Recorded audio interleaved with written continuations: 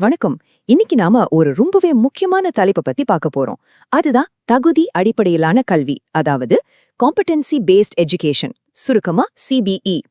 நம்மளோட கல்வி முறையில ஒரு பெரிய மாற்றத்தை கொண்டு வரக்கூடிய சக்தி இதுக்கு இருக்கு. இது நம்ம மாணவர்களோட எதிர்காலத்தையே மாத்த போகுது. வாங்க அத பத்தி விரிவாக பார்க்கலாம். யோசிச்சு பாருங்களேன், நம்ம பசங்கள அடுத்த டெஸ்டுக்காக தயார் பண்றோமா இல்ல அவங்களோட வாழ்க்கை முழுமைக்கும் தயார் பண்றோமா? இந்த ஒரு கேள்விதான் நாம ஏன் பாடம் நடத்துறோம், மாணவர்கள் உண்மையில என்ன கத்துக்கணுங்கிற ஒரு ஆழமான சிந்தனைக்கு நம்மள கூட்டிட்டு போகுது. ஒரு டீச்சரா, ஒரு கல்வியாளரா நம்ம எல்லாருடைய ஒரே நோக்கம் என்ன? நம்ம மாணவர்களுக்கு ஒரு சூப்பரான கத்துக்கிற அனுபவத்தை கொடுக்கணும், அவங்கள எதிர்கால வாழ்க்கைக்கு தயார்படுத்தணும். இந்த தேடல் தான் நம்மள புது புது கல்வி முறைகளை நோக்கி நகர்த்திக்கிட்டே இருக்கு. இங்கதான் நம்ம பாரம்பரிய கல்வி முறையில ஒரு பெரிய சிக்கல் இருக்கு. நேரம் மட்டும்தான் அளவுகோலா பார்க்கப்படுது, உண்மையான புரிதல் இல்ல. ஒரு மாணவருக்கு ஒரு பாடம் முழுசா புரியலனாலும் கூட அந்த வருஷம் முடிஞ்சா போதும், அடுத்த கிளாஸுக்கு போயிடலாம். இதனால என்னாகுது? கத்துக்கிறதுல பெரிய பெரிய ஓட்டைகள் விழுது. சரி, நம்ம பழைய கல்வி முறையில இருக்கிற இந்த சவால்களுக்கு ஒரு சூப்பரான மாற்றுதான் இந்த தகுதி அடிப்படையிலான கல்வி, அதாவது சிபிஇ. வாங்க இத பத்தி இன்னும் ஆழமா பார்க்கலாம். ரொம்ப சிம்பிளா சொல்லணும்னா, சிபிஇல எவ்ளோ நேரம் கிளாஸ்ல இருந்தீங்கங்கிறத விட உண்மையில என்ன கத்துக்கிட்டீங்கிறது தான் முக்கியம். இதுல ஒவ்வொரு மாணவரும் அவங்களுடைய சொந்த வேகத்துல கத்துக்கலாம். ஆனா எல்லாரும் அந்த பாடத்துல முழுசா தேர்ச்சி அடைஞ்ச பிறகுதான் அடுத்த கட்டத்துக்கு போவாங்க. இந்த ஒரு வரிதான் சிபிஇயோட ஆணி வேறு. எப்போ ஒரு மாணவர் ஒரு திறமையில தேர்ச்சி அடைஞ்சுக்கேன்னு நிரூபிக்கிறாரோ அப்பதான் அடுத்த லெவல். இதனால அவனுக்கு இது தெரியாதுங்கிற பேச்சுக்கே இடமில்ல. இது கத்துக்கிறதுல இருக்கிற எல்லா ஓட்டைகளையும் அடைச்சிடும். அப்போ நம்ம பாரம்பரிய கல்விக்கும் இந்த புது சிபிஇ முறைக்கும் என்னதான் பெரிய வித்தியாசம்? வாங்க ரெண்டையும் நேருக்கு நேரா வச்சு ஒப்பிட்டு பார்க்கலாம். அப்பதான் இதோட முழு பரிமாணமும் நமக்கு நல்லா விளங்கும். இந்த ஒப்பீட்ட பாருங்களேன், எவ்ளோ பெரிய வித்தியாசம்னு. பாரம்பரிய முறையில வயசு தான் அடுத்த கிளாஸ் போறதுக்கு அடிப்படை. ஆனா சிபிஇல திறமை தான் அளவுகோல். ஒரு மாணவர் ஒரு திறமைய வேகமா கத்துக்கிட்டா அவர் உடனே அடுத்த கட்டத்துக்கு போகலாம். மெதுவா கத்துக்கிற மாணவர் அவருக்கு தேவையான நேரத்தை எடுத்துக்கலாம். இங்க கவனம் மனப்பாடம் பண்றதுல இல்ல, கத்துக்கிட்டத நிஜ வாழ்க்கையில எப்படி பயன்படுத்துறதுங்கிறதுல தான் இருக்கு. மதிப்பெண்களும் வெறும் தேர்வை மட்டும் சார்ந்து இருக்காது, மாணவரோட உண்மையான திறமைய பிரதிபலிக்கும். இது எவ்ளோ பெரிய மாற்றம் பாருங்க. கேக்குறதுக்கு இதெல்லாம் ரொம்ப நல்லா இருக்கு இல்லையா? ஆனா இந்த மாற்றத்தை நம்ம ஸ்கூல்ஸ்ல நடைமுறைப்படுத்துறது அவ்ளோ ஈஸியா? நிஜத்துல என்னென்ன சவால்கள் இருக்குன்னு அதையும் நம்ம பேசியாகணும். நன்மைகள் என்னன்னு தெளிவாவே தெரியுது. இது ஒவ்வொரு மாணவரோட தனிப்பட்ட கற்றல் வேகத்துக்கு மதிப்பு கொடுக்குது, சமத்துவத்தை உருவாக்குது.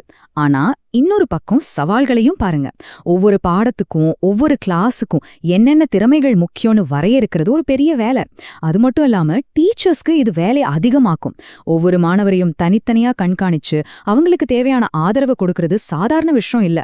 சரி, இந்த சவால்களை எல்லாம் தாண்டி சிபிஇ முறைய எப்படி வெற்றிகரமா செயல்படுத்துறது முடியும்? அதுக்கு இந்த 6 முக்கியமான கொள்கைகள் தான் அடித்தளமா இருக்கு. இது சிபிஇ செயல்படுத்துறதுக்கான ஒரு ரோட் மேப்னு கூட சொல்லலாம். இந்த 6 படிகளையும் வேகமா பார்க்கலாம். 1. சமத்துவம், அதாவது எல்லா மாணவருக்கும் ஜெயிக்க சம வாய்ப்பு கொடுக்கணும். 2. அளவிடக்கூடிய தகுதிகள். 3. வெளிப்படைத்தன்மை, அதாவது என்ன கத்துக்க போறோம், எப்படி மதிப்பிடப்படுவோம்னு மாணவர்களுக்கு தெளிவா தெரியணும். 4. ஒவ்வொரு மாணவருக்கும் தனிப்பட்ட ஆதரவு. 5. வளர்ச்சி மற்றும் தேர்ச்சிய மையமா வச்ச மதிப்பீடு. கடைசியா தேர்ச்சியை நிரூபிச்சதும் அடுத்த கட்டத்துக்கு போறது.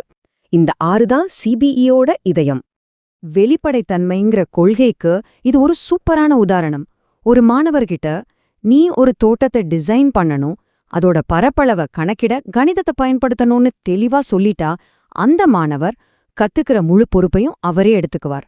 அவர் கணிதம் கத்துக்கும்போது அது வெறும் பரீட்சைக்கு மட்டும் இல்ல, தன்னோட தோட்டத்தை டிசைன் பண்ணவும் தேவைன்னு உணர்வார். இது கத்துக்கிற முறையே ரொம்ப சக்தி வாய்ந்ததா மாத்திடும். சரி, ஒரு மாணவர் உண்மையிலே ஒரு விஷயத்த கத்துக்கிட்டாரா, தேர்ச்சி அடைஞ்சிட்டாரான்னு நம்ம இப்படி உறுதி பண்றது? சிபிஇ மாதிரியில மதிப்பீட்டோட பங்கு என்ன, அது எப்படி நம்ம பழைய மதிப்பீடுகள்ல இருந்து மாறுபடுதுன்னு பாப்போம். இந்த உருவாக்கும் மதிப்பீடுகளை ஒரு டாக்டர் செக்கப் மாதிரி நினைச்சுக்கோங்க. இது ஒரு மாணவரோட கற்றல் நிலைமைய துல்லியமா கண்டறிய உதவுது. இதனால டீச்சருக்கும் ஸ்டூடெண்ட்டுக்கும் நடுவுல ஒரு தொடர்ச்சியான உரையாடல் உருவாகுது.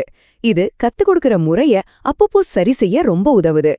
இங்கதான் கற்றல் கிளாஸ் ரூமோட 4 சுவத்தை தாண்டி நிஜ உலகத்தோட இணையுது. ஒரு வேலைக்கு விண்ணப்பிக்க கவர் லெட்டர் எழுதுறது, ஒரு பாலத்தோட மாடலை வடிவமைக்கிறது மாதிரியான வேலைகள்ல மாணவர்கள் ஈடுபடும்போது அவங்க கத்துக்கிட்ட அறிவு வெறும் தகவலா இல்லாம ஒரு உண்மையான திறமையா மாறுது. இதுதான் கற்றல அர்த்தம் உள்ளதாக்குது. இன்னைக்கு இருக்கிற காலகட்டத்துல டெக்னாலஜி நமக்கு ஒரு பெரிய உதவியாளர். இந்த டிஜிட்டல் கருவிகள் மூலமா ஒவ்வொரு மாணவரோட முன்னேற்றத்தையும் தனித்தனியாகவும் துல்லியமாகவும் கண்காணிக்கிறது டீச்சர்ஸ்க்கு ரொம்பவே ஈஸியா இருக்கு. இதனால ஒவ்வொரு மாணவரோட பலம் பலவீனம் என்னன்னு தெரிஞ்சுக்கிட்டு அதுக்கேத்த மாதிரி டீச்சர்ஸ் உதவ முடியும். ஆக சுத்தி வளைச்சு நாம ஆரம்பிச்ச இடத்துக்கே வரோம். தகுதி அடிப்படையிலான கல்வியோட முழு நோக்கமும் இதுதான். நம்ம மாணவர்களை வெறும் பரீட்சைகளுக்காக தயார் செய்யாம அவங்க எதிர்கொள்ள போற நிஜ உலக சவால்களுக்கும் சிக்கலான வாழ்க்கைக்கு உண்மையாவே தயார்படுத்துறது. இந்த உரையாடலோட இறுதியில உங்களுக்காக ஒரு கேள்வி. உங்க மாணவர்கள் பள்ளியை விட்டு வெளியே போகும்போது அவங்க கிட்ட கட்டாயமா இருக்கணும்னு நீங்க நினைக்கிற அந்த மிக முக்கியமான ஒரே ஒரு திறமை என்ன? இது கல்வியோட நோக்கத்தை பத்தின ஒரு ஆழமான கேள்வி. உங்க கருத்துக்களை பகிர்ந்துக்கோங்க.